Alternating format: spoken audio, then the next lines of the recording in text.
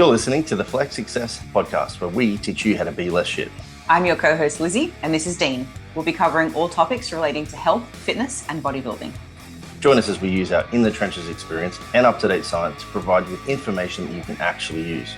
If you like what we do, be sure to give us a like, follow, share, and tag us on social media.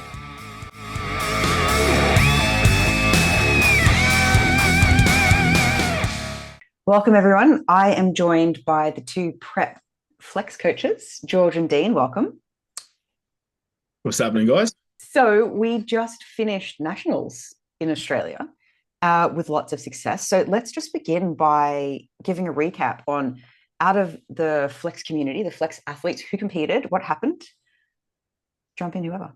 I had three boys in this season. It was a relatively smaller season for me, but all three classic competitors, all three from Sydney. So it was all an interesting group coming in. Eugene, in his first kind of debut in the IFBB, he come in and took first in Classic True Novice at Sydney, then followed up with a second in Classic Novice. That was a pretty cool day for me because it was the first time I got to see like multiple of my own clients in the same kind of lineup all at the same time. It would have been nice to see Kai pulled in the mix and compared in that first call out with them, but yeah, it was pretty sick seeing them next to each other at certain points. It was definitely new for me. In that same day, Blake then went on to, week prior before that at Vic, Blake, my tall classic guy, got third in opens, and then on that same day with Eugene in novice, took second there. And then Kai was come second in junior on the day, and then a bit later on at nationals took more or less the same placing. Yeah, it was awesome. I remember sitting up at night and you were going back and forth like, oh, these are all your guys. Like, this is mad. Speaking of which, can I just give a call out to both of you? Dean is currently in Turkey, well, me and Dean are in Turkey on this time zone. George is in England on that time zone. And Australia is basically flipped for both of you guys. So you are working, you're staying up all night, trying to nap during the day, I suppose, and still having your regular client check-ins. So not only is it a stressful situation, prepping people, peaking, dealing with all of, the emotion and the details that come with that, but you're doing it on a different time zone. So hats off to you guys. Spain's better than Turkey. Why is that? Turkey's another hour. So like the UK is 2 hours behind us. Spain was 1 hour in front of the UK. So this one's 2 hours in front of the UK. Mm-hmm. And it meant that I was really starting my days at like 12 a.m. to 1 a.m. Mm-hmm. And then for the nationals, it finished at 7 a.m. Mm. So like, whereas 5 a.m. is not too bad. Like starting at 10 p.m. is pretty good. But anyway, yeah. Yeah, the season. Yeah, so where will we be next September? Where will we be in September? Comes with the job. Spain. We will be back in Spain in Happy September. days. Anyways, Dean, tell me about your clients this season.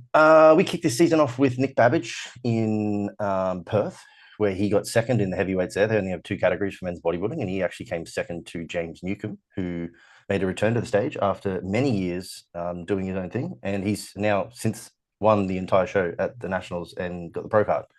So phenomenal future for him in 2-on-2, and same with Nick looked awesome. So he got second there. Incredible result.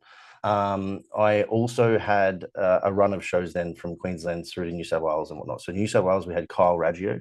He took out the New South Wales Open Classic overall total, which was awesome. In that same show, we had Mike Dawn, and Mike Dawn took out the heavyweight title there for New South Wales. So he's done repeat back-to-back heavyweight titles now, which is really, really cool. Into Queensland, we had Matty Gall come into Classic. An unfortunate result for him in Classic. Expected a lot more out of him. Not out of him, sorry, I shouldn't say it. Expected a lot more out of him in regards to the result he would have got. Yeah. On the podium, not the result of his physique, because his physique was sick. He ended up getting maybe fourth. It could have been fifth. I don't know.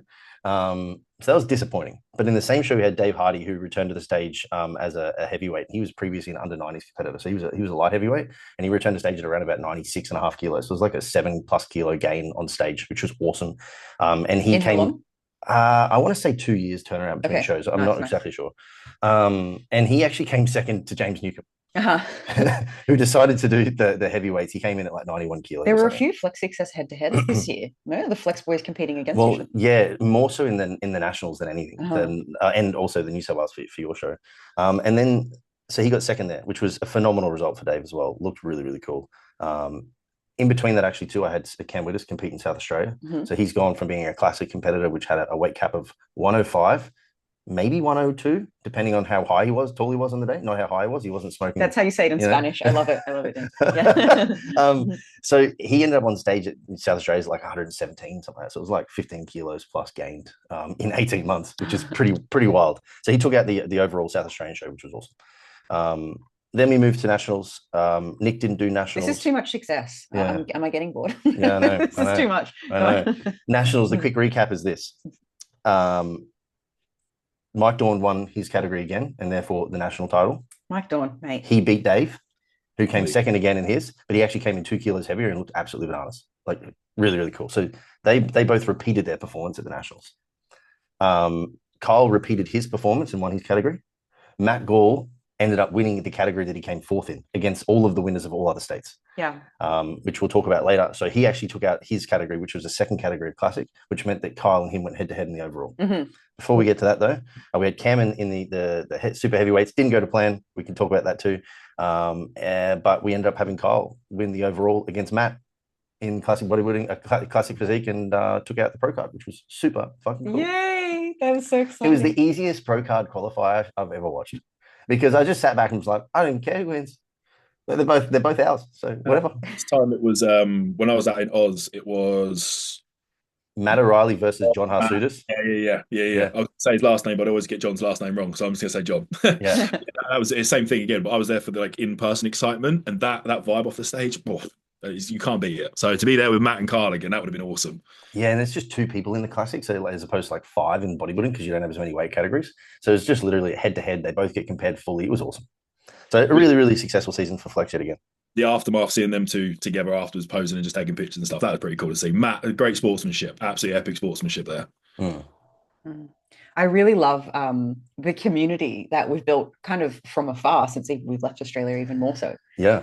It's almost actually like an advantage of being away, I think, in that the team have to come together in order to be the team, as opposed to relying on George or I to be the glue to bring everyone together. It's actually happening naturally, is what I want to say. Yeah. In a very unnatural group. Yeah. There's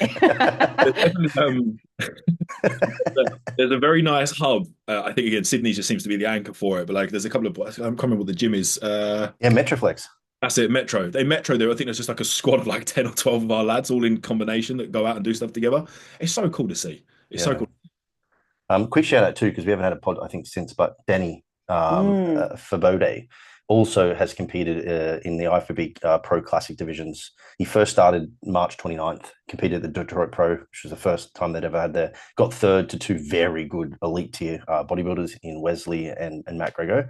And then he competed again at Tri-City after that, trying to get his O qualification, and got second, unfortunately. So he's still around. We're going to be competing again soon. But massive shout out to Danny as well for 2 incredible placings and a career best look by a mile. Yeah, and he wasn't forgotten. The reason he wasn't mentioned initially is because we were talking about the Australian competition recaps and Daniil's in the USA. Yeah, he's certainly an Australian. Sorry, Danny. Yeah. Yeah, not Australian. Yeah, not exactly in order, but I did want to ask you, Dean. I know Danny competed. When was it? It was back in March, wasn't it? Yeah, March 29th. March 29th. And he's competing again 3 or 4 weeks from now? Yeah, in 3 weeks exactly. Right. At the Cali Pro. I wanted to ask you how you deal, or George, if you've had gaps like this with clients, how you guys deal with those gaps in competitions where they need to stay in tip-top shape for so long. The only point I'll throw in there is the start point is fucking critical for that, being able to manipulate and manage. If you're having to do a ton of work in the prep, then get into comp and then having to hold that look for multiple shows across a really awkward time span, you're really playing a losing battle. That start point has to be ideal. So there's just enough work to be done to get to that point that they're not flogged before you're then juggling the in-between, because that's where the fatigue sets in.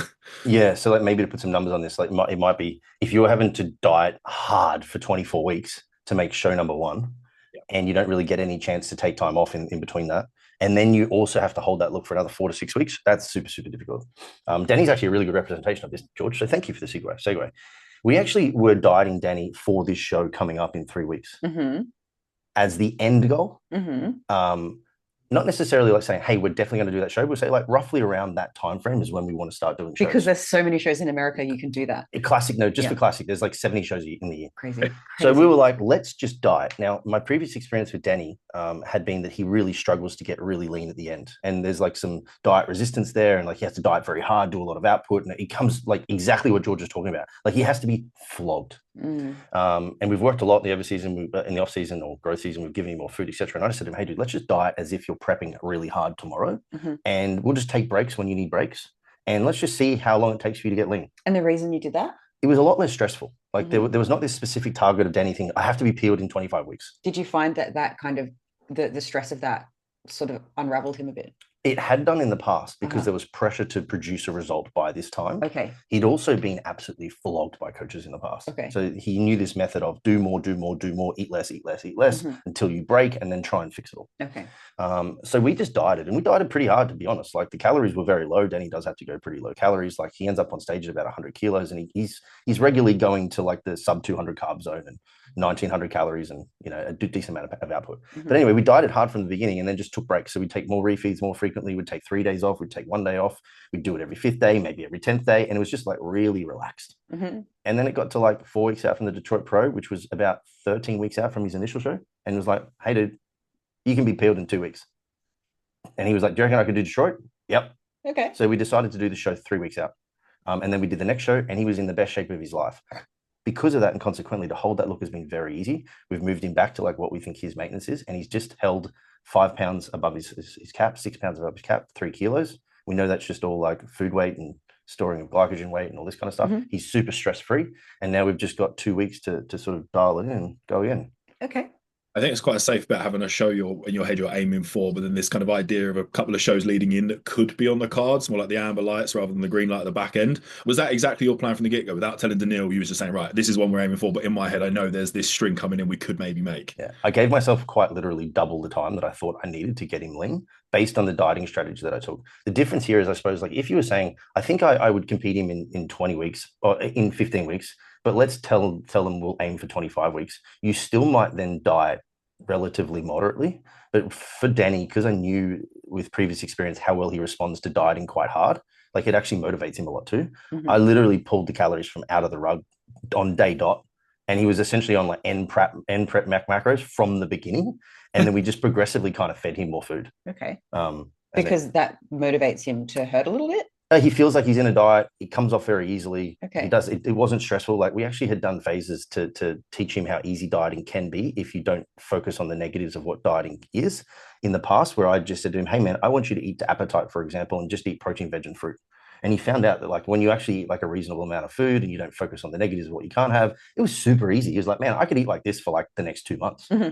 So we kind of just, you know. Says everyone at the beginning of a diet. Exactly. But the beautiful thing is the beginning of the diet ended up being the end of the diet. Yeah. Okay. Amazing. You know? That's very cool.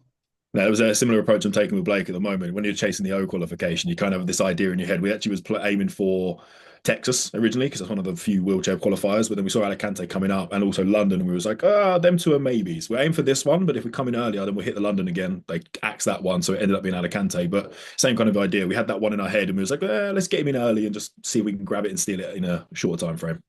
Less pressure. Yeah, absolutely. Yeah, you're kind of doing it for the love of it and the enjoyment of it and the process of it. And then it just so happens that you end up at the results. Surprise, surprise. Well, I suppose it's also another way of thinking about it is I'm choosing comps to suit my body, not the other way around. Well, Danny and I's mantra was, we diet until you're ready. We don't diet for this show. We're going to diet until you're ready. And then we're going to choose a show within a 4-week period so that all we have to do is just refine. So that's exactly what we did. So I was thinking more like, again, the pool of shows that you have to play with literally dictates whether this is possible or not. With Oz, it annoys me because we always have to somewhat reverse engineer from a season A or a season C. Yeah. Whereas like if it's say UK or Europe, because it's so close vicinity and there's always this shows kind of going across the whole season, you can kind of go, we'll diet for like June, July time. That's where we're aiming to have you look, but we know we've got like 8 shows across 3 different federations that are all happening within this block of space, and where the physique lands at the right time, that's when you compete rather than chasing a benchmark. Definitely I think it's athlete has to have the right mindset though. That's something I'd say there, Dean, is how does Daniil find maybe not having that like immediate goal like right in front of him of like that is the benchmark we're aiming for, and it's a bit more fluid? How does he react to that? I'm assuming better, obviously. Yeah, I mean, I think he deep down knew that if he got ready early, he would, because I said, I'm going to do it based on the look. We just said, let's put in a date of like end point. Because qualifying for the Olympia is also like part of his game. It's not just winning shows. It was like, I really would like you done by here so that we can do more work before we go to the O. So we just kind of kicked it off and went that way. But conversely, someone like Tom Stanley, who's like 5 weeks out now from his pro debut, you can't do this because he's from Australia. He has to choose a flight, and he can't choose a flight like 4 weeks out because it's just too hard. So, he's been like locked in on this date now for a while. Yeah. Well, I'm interested to hear more about the peaks for your clients, because there's a lot of common threads with peak weeks, right? But then there's also some clients you have that you did unusual or interesting things for. So I want to hear more about that. Well, I'll say straight away, my peaks and these three boys in prep have been really kind of more straightforward, I'd say, apart from maybe a couple of other niche variables. There's definitely been some interesting ones with Blake going off of prepping a tall guy. I've had some experience with working with tall guys in the past and some different loading strategies that I've deployed that have worked very well. As to say, that first Vic run, it didn't necessarily translate as intended. We had him quite spilled coming to that first one. So I wouldn't say necessarily an interesting peak because we did anything special, but just a firm reminder that trialing peak weeks is, if doable, is absolutely preferred. So you can test this without it being on the stage, so to speak, with that look. The Vic peak week was meant to be our trial peak week, but we decided to jump into the show anyway because he was ready. But then just missing that slight mark on his carb load, and just although we got a third in open, that's great. But the placing, in spite of the look, is not what we're trying to achieve here. So I'd be happy with the look looking amazing and him coming 4th or 5th rather than getting third where we're not quite happy. But just again, working to numbers, working to blood glucose, using quantitative metrics doesn't always follow suit over the qualitative. Yeah, bodybuilding's weird like that. As much as numbers make sense, they don't always translate the same. It was funny because I did this with another really, really tall guy previous season where we was loading him. I was going off a look and I was like, it's not really coming together. Right, let's full send him. Let's get enough carbs in. Watch the blood glucose go. Eventually, it started to spill, started to show in the market, in the readings, and it was just where he got that crisp, polish off look, and it paid off for him in that last season because he ended up placing and getting the best look doing that approach. So coming into Blake, I was like, right, let's trial this method. He's very, very tall, like 6'3", 6'3", 6'4" depending on who's heighting him on the day. And started to get the look coming together really well. Then it just sort of, once he was spilled, couldn't get it back. Just could not get it back. Yeah, the joys of bodybuilding. I was gonna have a really interesting one in Matt Gall this week. We were going to trial some different stuff to just sort of bring him in with a very different look to what he did in Queensland because it wasn't rewarded. But with judges' feedback coming back, basically just saying that he needed to fix presentation and posing, we actually just decided to pretty much rinse the same one in the end, which was unfortunate because it was kind of going to be fun. Tell me what the things you were going to do were. For him, it was more so just going to be like around like the level of load that we were going to take in regards to the carbohydrates. Like Matt's somebody. So this is the interesting. I'd say probably I'll take home from Peak Weeks this year specifically is some people respond very well to heavy backloaded carbohydrate looks and they respond quickly and sharp and then it's great and then it kind of isn't great. And then there's other people that take a lot of filling and that you need to like give them repeat days of carbohydrates, but then sometimes they end up then looking a bit worse for it and you need to figure out how much time it takes for them to look better. And then you have the factor of, like George said, taller guys or by default larger guys with more muscle. You can't always just fill them in one day. So one of the things like for me this year actually was a learning curve, specifically even with Camp Witters, is in the past for him, because he's been lighter and he's had to make weight, we've only ever had the opportunity to load him very hard at the back end of the week, 24 hours out. And it's always produced a pretty good look, you know? And then this year we had the opportunity to load the hell out of him for SA and he looked massive, but he was a little bit spilled is what we'd say. Like he looked a little bit fluidy and that needed to be tightened up. And we went for that strategy in this particular peak week, but it didn't quite land properly too, because there were just a whole bunch of other variables that came into play at the end that made it more difficult. For example, we know he looks really good after just a bit of fluid and water in the morning, but he's a super heavyweight, so he's on at like 2 p.m. Fluid and water? Did I say fluid and water? Yeah. Okay. Fluid and sodium. Okay. He looks really good usually. Like he wakes up, he's fresh, get some fluid into him, some salt into him, he looks mad. And some water. And some water on top of that fluid. So we were like, this time we said, hey, maybe we should actually just not go in fully fed. But the time for him, for whatever reason, had an impact like of holding out fluid till 2 p.m. Conversely, someone like Dave Hardy, hold out fluid for 2 p.m. and he's fine, no issues whatsoever. You know, his wake up look is exactly the same until he eats. Yeah. Whereas for Cam, we trialed this unfortunately on the day and it didn't quite translate that well. Okay. But he's an interesting case in that he takes a lot to fill, but then he looks pretty meh for 2 to 3 days. So you know, peak weeks are fun. You wouldn't think that it can really go astray too much, and it typically doesn't if it's very measured. But then sometimes things happen. Yeah. There's a lot to juggle though at times. I know maybe not necessarily interesting thinking on the peak, just trying to think of what I can expand upon a bit more. But navigating with Blake as well, he's got a really nasty umbilical hernia that doesn't look nasty until it's nasty. And when it comes out, it does really take away from his physique. So on the day of show, like we're coming in, I think maybe for his nationals lineup, this final peak, we kind of got it about right. We had the Sydney peak where he come in as flat as attack and as crispy as we could get him, just to make sure everyone could see that he actually was in condition the week prior. It was just a slight off on the look. Hard as bones. Come into the next one, we're just trying to get a little bit fuller from that look. But on the day, he definitely needs a bit more food than what we're playing with, and he starts to run a bit flat. But we can't put anything in, even like fluid. We have to keep it minimal because the minute that touches his stomach, that inflates through the umbilical hernia, and it really takes away from that midsection. So there's a lot of other variables often at times that we're navigating with athletes that aren't just fullness or condition. Like for Blake, that's something, if he sees that, irrelevant of his look looking great, his mental state goes because he hates the look of it. So if it's showing on stage, he'll be conscious of that and he won't pose as well and he won't hold his midsection as well. And it's all these other variables that come into it, not just the typical things we're manipulating. Yeah. And this is the beauty of it, because you're not just managing the machine that is the human, but also the person and the environment. Like the same applies, man. Like Cam unfortunately has a young doggo, and that young doggo broke its leg to a compound fracture. Cam Witters, a compound fracture, like not that long before the show. So like it was a very stressful last like 10 days of him, surgery and all the rest of it too. So like all of these things come into play. But yeah.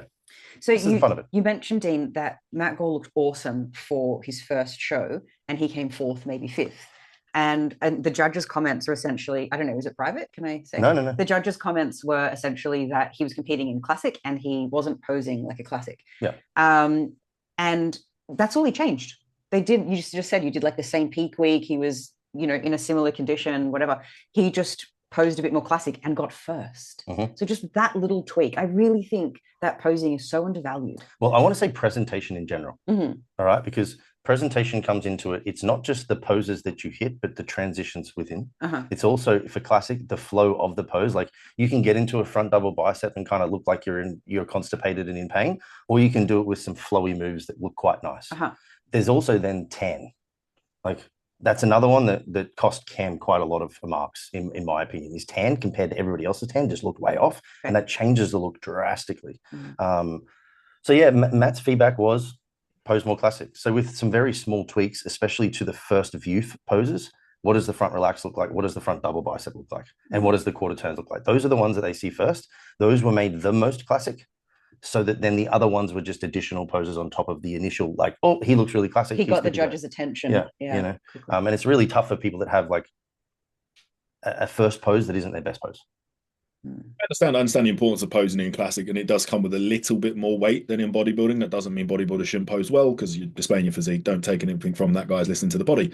But I know it's a bit more important in classic. But at the same point, I can't. The physique on stage, the main bulk of what you're looking at is the rig, how it's put together, the condition, the muscularity. I understand posing is how you display it, but in my head of what posing carries in points doesn't translate from a fifth to a fourth or fifth to a first, Like, Yeah, no, I think in amateur bodybuilding, especially in Australia, for the Australian amateur bodybuilders to listen, I think they want a very clear distinction in classic poses, as opposed to just measuring what makes a classic physique.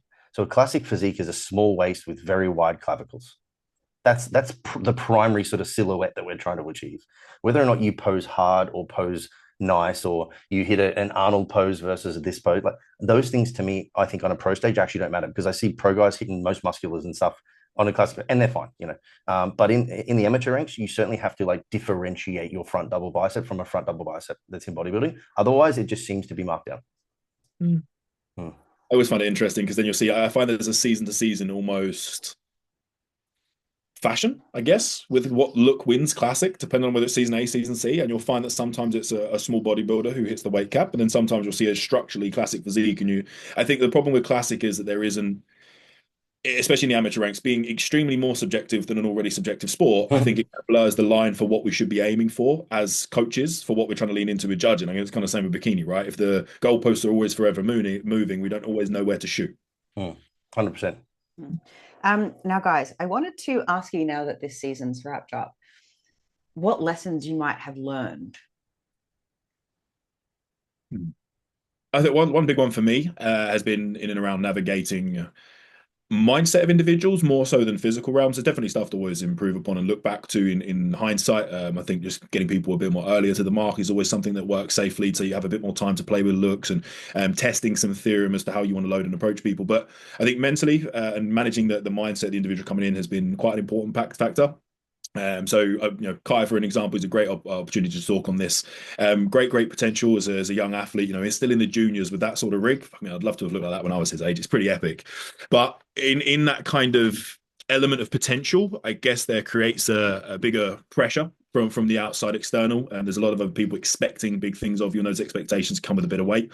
Not to then obviously add onto the mix, additional sponsorship or whatever else, it into a quite a young and competing timeline individual, it adds another layer of pressure. So there's a lot of conversation that I had to sit and navigate with him to not let that noise and external parameters weigh him down to the point it was affecting his ability to progress, which at times it might have come a little close to. And I think the point I like to drive home is focusing on what is within control, what is not outside of control. And as long as we are managing to tick all the boxes within those controllable variables, and we have a reasonable distance to each checkpoint we're making that they're hitting and ticking off, it can reaffirm that belief in the current direction, even though they've got some external noise there. But I mean, I even had a client leave due to what was again a perhaps mismanagement of their psychology on the process, and unintentional. But I think the lesson learned within that is to be less direct with expectations. We sit as coaches and look at the timeline as to what we'd like to see happen and what we want to achieve. And there's always this aim for this ideal prep, not perfect because nothing ever could be perfect, but there's an idea of what we're trying to achieve, that kind of early land point to test and trial the look. But as Dina know, bodybuilding is very much a reactive industry and sport, and the physique can change based on a lot of other variables on an allostatic load that are not within control, like all those different stressors or other things that make up this person on a day-to-day basis, whether mental, physical, general life stuff. There's lots that are in our control, where there's a hell of a lot that's outside of our control, which means we have to be reactive at times. And sometimes when you have such a clear idea of what you want to see happen, when that narrative starts to mold and change, the line path between coach client that are very parallel can sometimes then drift apart and get wider. So I think being clearer on the fluidity of what a prep can be like is important, so that people understand things may change and your body may react slightly differently as we're rolling through, and not maybe talking as in such absolute, even though maybe it isn't completely directly absolute, but maybe not giving out this ideal prep scenario in my forecasting perhaps. Yeah, I mean, I would probably say, like, in prep for me, this year was a solidification of the importance of communication as well. Like, I don't think strategically anything that I did this year was anything particularly different. I'm actually, this year some of my peaks were some of the easiest peaks that I've had, and that the peak landed so well in the first one, I almost essentially hit rinse repeat on it, just with a modification to quantities, which was like really nice to do. But I think this was only really available because the communication between myself and my clients this year was just like really clear. Everybody kind of knew what was going on. Everyone was really like process focused, and also like everyone was like very much I don't know if this is just a lucky representation of the individuals that I had this year, who just trusted the process completely. Like, they were just, whatever you say, boss, like this is all you just need to tell me what to do, minus a couple, here and there. But it just, again, further reinstates me the importance of communication, to the point where the client is comfortable and clear about what the intention is, but they also understand that we may have to deviate if necessary, and that deviation isn't a negative, but rather an opportunity to improve something that you thought wasn't going to happen. And I think that's the biggest difference. And what sort of George has just touched on there is that athletes, I think, sometimes can see you go, I want to do X, Y, and Z. And then when you get to the Z part and you go, actually, we're going to change this, they go, oh, well, what's wrong? Actually, nothing's wrong. I'm doing something to improve. It's not, I'm not necessarily even trying to fix, but New information has come to light. I see another opportunity. Yeah, here. So I think communicating that is that changes are opportunities to improve, as opposed to like fixing something that might be broken. Is maybe just another feather in the cap of sort of reframing how we think about things. Yeah. I just wanted to touch on 2 points there. First one being, at Flex Success, we always have excellent communication with our clients. If the client needs something kind of quickly, we're always on it, because this is our full-time job. This is what we do. Like, you two only coach clients. There's no other jobs, this isn't your side hustle. There's no children. I do all the other stuff to run the business, so you guys can just focus on what you do best.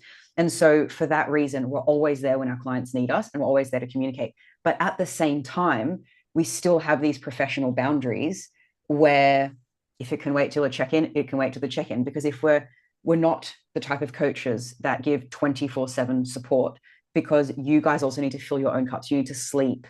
You need to go to the gym. You need to have a wank. You need to eat food. Like, this stuff is necessary. The essentials. The essentials. And so because you're not burning yourselves out, because you take care of yourself, and this is your full-time focus, I think that's the reason we've built so much trust and good communication and good relationships with our clients. Absolutely. No, absolutely agree there. And I had a second thing. I think it was perhaps, George, you mentioned that you had a client who at the last minute had a big head wobble, and you spoke about how you might manage that differently. But I wanted to ask you to expand a little bit more on like what those head wobbles are, what it looks like, what the consequences might be. Self-doubt in the process, I think, is the starting snowball that gravitates down the mountain, becoming the avalanche. It's that lack of then trust in the process, because they've become so fixated on this ideology of how the prep's going to roll that it almost becomes so black and white that any deviation from that is now a rainbow. It's not even grey. It's completely away from what they were expecting. And that self-doubt in the process then generates self-doubt towards the coach and their decisions as they move forward. So that spiraled into when you'd make an adjustment for the good of the client to keep them spurring on. Like Dean said, an opportunity to improve. That's all we're doing, is making these adjustments to keep getting you better. There is now straight away rebuttal to that decision. There's now questions. There's now look, comparatively to what there was before. There's nothing wrong with a client asking questions or being more of a questioner in their approach. Fine, that's cool. But when you see the change in the psychology and the way they're approaching it, you notice it as a bit of a problem, because the questions are not so well thought out. They're not as delivered in such a way. They're quite abrupt. They're quite blunt. They're quite they're coming with a wall up, essentially, when they're asking the question. You can see it because you work with the individual for so long. You know how they act, how they respond from the off season to now. So seeing that change in how they come across to you is an immediate sort of red flag straight away, and that trust is kind of wavered. Maybe not gone, but definitely wavered. There's a difference, just quickly, I think, between asking a question out of interest, curiosity, to questioning the change. Yeah. So, and it doesn't matter typically how you validate any kind of quantitative or qualitative conversation alongside to support that decision. There is immediately that rebuttal and that lack of them wanting to follow through, and the client then typically becoming rebel in nature. They become quite rebellious in nature, and there's always that rebuttal to then pretty much everything from there forth. I don't necessarily think there was a way to completely navigate that back end point realistically in this situation, because no matter how I try to explain or validate why we're making decisions, it kind of got to a point where it was past redemption, and it probably was a past thing just to part ways there. Yeah, can I maybe a piece of advice for people that are actually clients in this instance? As George said, it's absolutely fine to be curious and to ask questions to understand. That is super important. Why are we doing this? Why is this increased? That's super important. I think often a lot of people, though, get lost in their circle of influence to the point where it's actually to their detriment and not to their gain. Like they're listening to too many opinions. Yeah, because you think that your friends and those at the gym have your best interest at heart, but what they really have at their best interest at heart is that to keep their relationship with you positive. And that means they're going to blow smoke up your ass in every which way possible. Now, there will be some friends that will call a spade, but the interesting thing for me is that a coach will always be trying to make you better. Because if they weren't, they would do a terrible job at being a coach. It's in their interest to make you better. Of course it is. Because you're a reflection of that. There's a reason why I'm doing this, because I think you will be a better client for it. Maybe I might make a mistake, but then we will learn, we adapt, and we move on, right? Because you don't get everything perfect from the beginning. But I think people can get really caught up in the opinions of the circle around them, and they take too much weight for those, not recognizing that those individuals are actually just trying to make you feel good as the client or as their friend, instead of actually realizing that the coach is trying to make the decision. So just be very cautious letting people get in your ear. And that goes for even the over positive stuff too. Like one of my clients, Dave, looked phenomenal all prep. It's the best he's ever looked, right? And I was like, he's looking very good. Dave Hardy. I think he's going to do exceptionally well, but I'm also very aware that I don't know how someone's going to look until they stand next to the person they stand next to, because that makes a massive difference in bodybuilding to how you present. And then Cam, George, my other client, saying, bro, you've got Queensland's. And I messaged Cam and said, what the fuck do you think you're doing? Like, stop telling Dave that he's gonna take Queensland's, because he might. But if he doesn't, I don't want this to be about the end result from a podium finish. I want this to be about the prep, because right now Dave is locked in and doing amazing. And I was like, but it's okay, Cam. I think you'll win the Olympia tomorrow. Or would you prefer that I don't say that? Yeah. And he's like, yeah, fair enough. So the circle is just trying to do good stuff for you, but sometimes it's not always positive. Yeah. Dave was an interesting one though, wasn't he? Because I know that you were telling me, Dean, that this was a really different prep for Dave Hardy this year. Yeah. Funnily enough, Dave's greatest results in regards to his finish on the podium were in a prep where he focused the least amount about that result. And he said to me, like, man, this prep has just been so different to every other prep because my mindset has only been focused on what can I do to give myself the best opportunity? How much can I enjoy each day that I do this? And if it so happens that I get to the end goal and I win something or I place, I don't even care. He's like, I'm not even actually that worried about where I place on the weekend.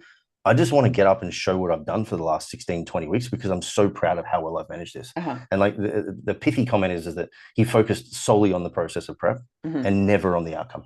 Yeah. And it made a huge difference to him. And I see this happen with every client that ever does this. But that's all you ever can do anyways. You can only be your best.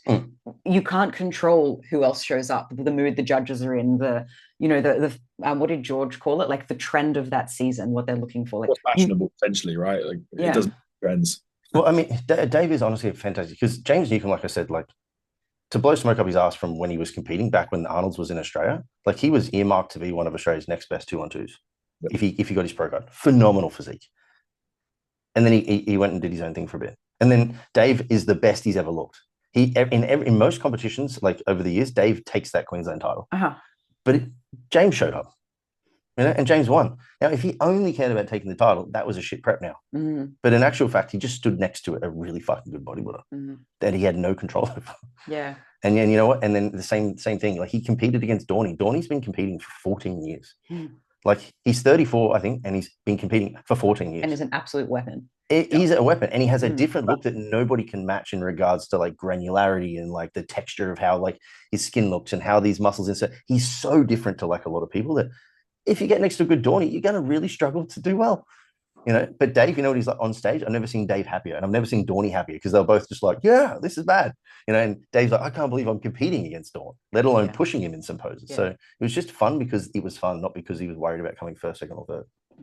I think that's the point, though. Expectations massively dictate the response of how the prep goes. If you're going into it that quantitative benchmark of this is the expectation, this is the goal we're working toward, there's nothing else, all go for broke, you're immediately set up for failure. Just like Liz said, it's all about the process. And if he focused on just being the best bodybuilder, he got to enjoy every second of it. But to play devil's advocate, I think it's quite hard for athletes, especially younger in their timeline, to wrap their head around that. I think that's definitely something that comes a bit more with experience over time to really understand that. When you're going into an industry that is literally a comparison sport, we say don't compare, try and focus on your own, stay in your own lane. But when you're up on stage, you are being compared. The whole preface of this is you've got to be better than the guy next to you. So I get the young minds terminology, thinking back to me competing and that kind of pursuit. It's quite hard to separate not comparing and comparing at the right times and knowing when the right time to flick that switch on and when to have it off is. Yeah, well, we are comparison machines. Like, am I a fast runner? Well, compared to who? Like, am I good at this video game? Well, what's the top score and how does mine compare? So for sure, I get that. And you're right that to win, it's compared to who. Yeah, I think, obviously having a competitive mindset is fantastic to say I want to win. I think you should do everything as if you have the opportunity to win. But when it comes to the result, don't let whether or not you winning validate the success of the prep. If you then think about what does it mean to have a successful prep, and just to again, Dave, we're talking like by nationals, 99 kilos morning of show. So now we're talking like he's on stage since his last competition, 10 kilos heavier, far leaner than he's ever been, presenting exceptionally well, and he came second. What a loser! Second is the first loser. Second to the previous national title winner. Yeah. Second to a guy who's won overall New South Wales titles, and a 14-year-old veteran. Yeah. How can you be upset with that? Dave said he was a second call out under 90s competitor the last time he competed. Right.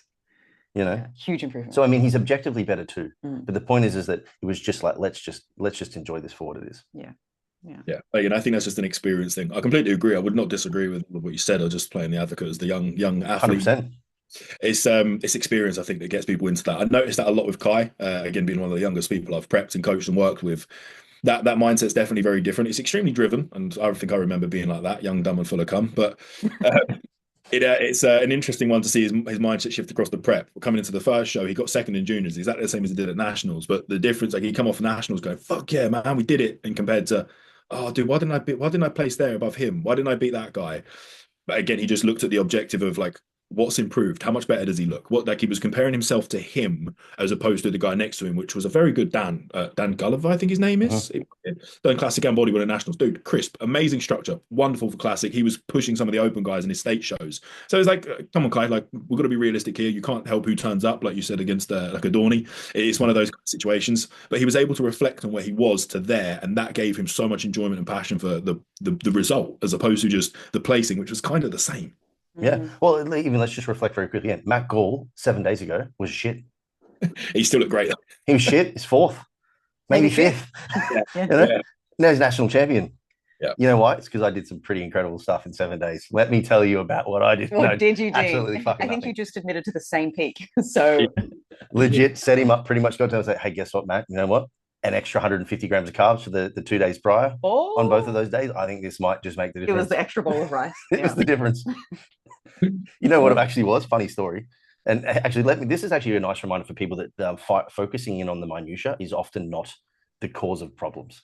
Matt flew from Queensland to Victoria with his partner Nikita. They both had their own food scales, right?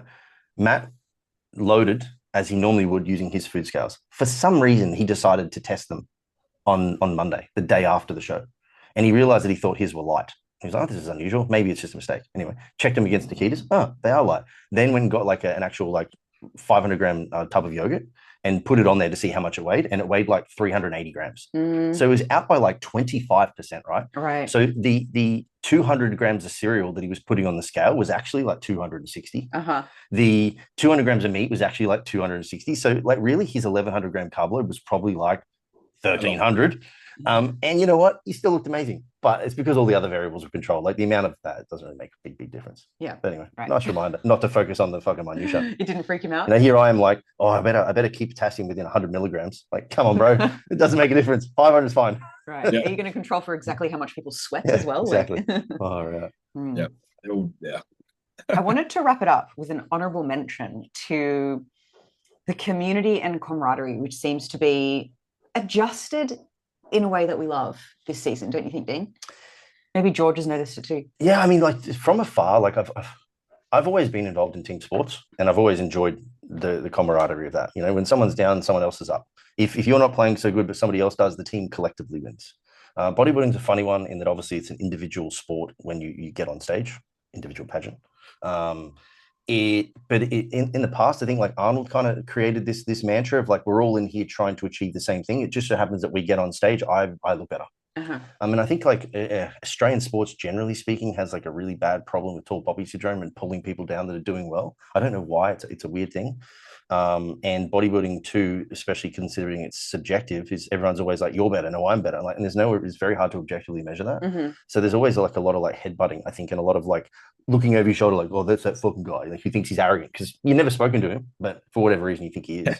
Yeah. And he's got better pecs than you, and fuck that guy. Or like maybe maybe you felt shit this morning that he looked at you funny. Like, okay, like it's not because of you, it's because of that person. Yeah.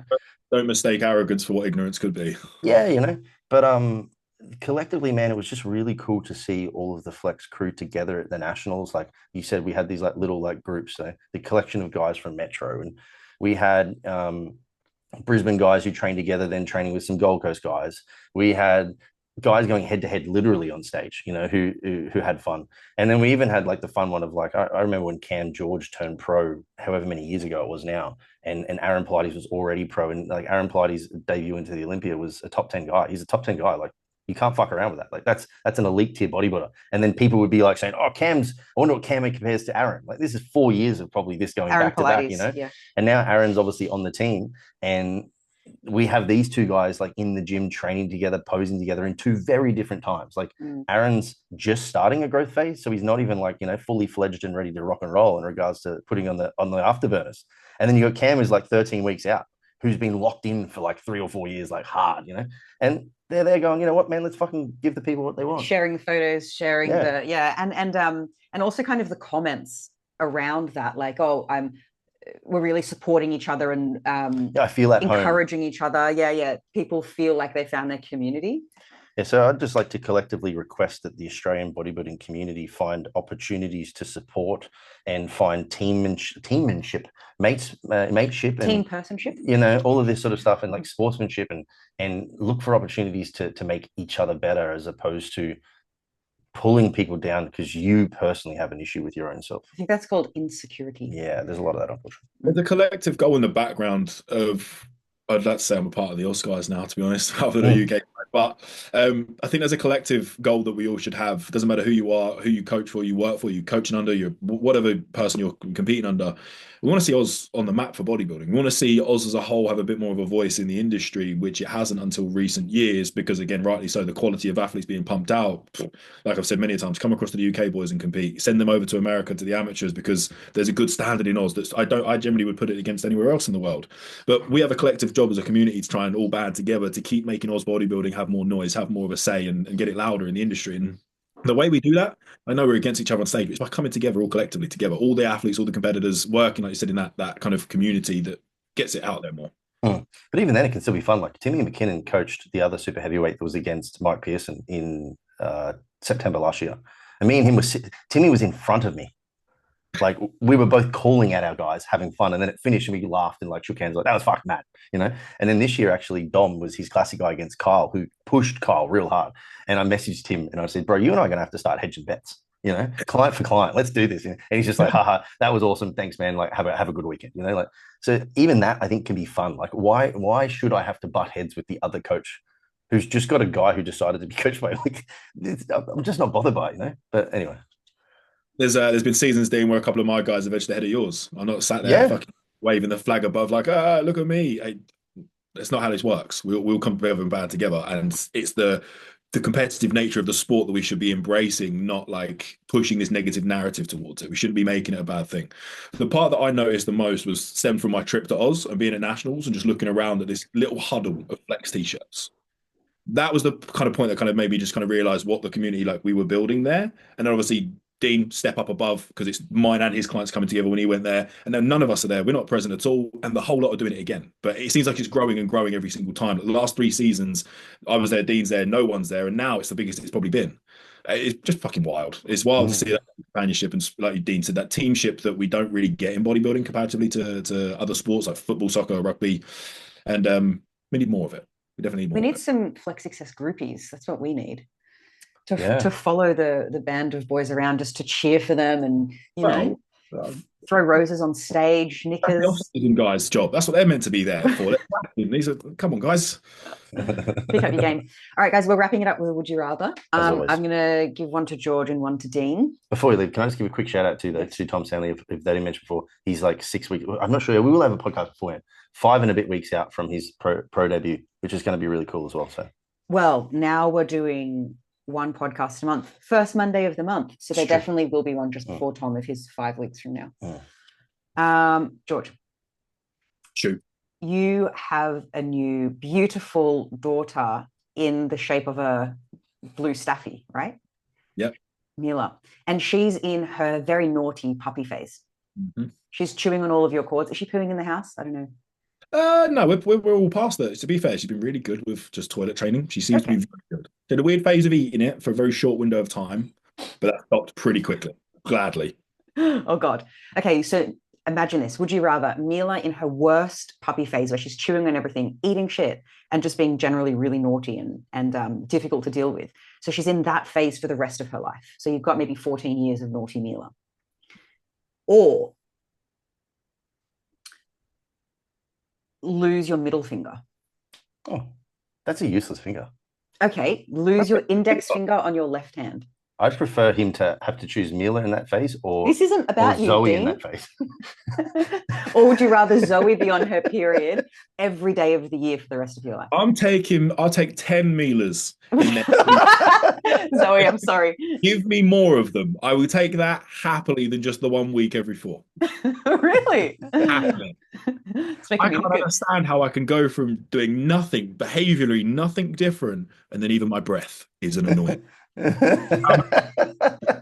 These little things, I could be the worst person born on planet Earth. I'm worse than Stalin and Hitler combined for that week. So Could you imagine? She's like, George, shave your beard off. You look disgusting. You're like, but this will take longer than 3 weeks to get back. that's what I mean. At this point, I've just accepted my fate. I just let it go in one ear out the other, but I will happily take that. Okay, all right. As a woman, I can tell you that the worst thing you could ever say to someone when they're PMSing is, "Are you PMSing?" Never ask that is it question. worse when you say, "I know you're PMSing"? I started calling it out now as well, which makes it even worse. Don't. That's a huge I'm doing mistake. it anyway. I might as well stir the pot.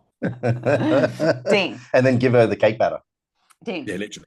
Would you rather, because you obviously don't have a stable home, you move around a lot, you're always finding new barbers and it's always a risk. Would you rather 80% of the time you get a shit haircut and they do something awful like shave a patch through your beard because they forget that you said, no, don't shave my beard off? It's happened before. So 80% of the time something really shit goes wrong with your hair. Or you grow really long, curly black eyelashes that are super feminine and there's no loopholes. You can't get rid of them or trim them or anything. I'll take the eyelashes. Would you? They'd look so shit on you though. Long you only know me for they are. I don't think so. They would look shit on you. Eventually you get used to it, you know. I wouldn't. I've got long girly eyelashes. Every time Zoe looks at mine, she gets jealous because mine are so I'd have to. Oh, what's going on in my camera? I'll have to show you in person, Liz. But Zoe is really annoyed because I put no effort into my eyelashes, and for some reason they are amazing. Apparently. Oh well, I'm jealous. I feel like I do remember seeing George's eyelashes and thinking they were as good as Dom Selwood's. Really, Dom Selwood has good eyelashes. Yeah. This is an old friend of ours from Australia. Hi, Dom. He's a straight peacock, that man. Yeah. In regards, we always talk about how much of a good housewife he'd be. All right, guys, we'll wrap it up. Thanks for listening. Thank you for sharing, boys, about season 8, and we will see you in the next pod.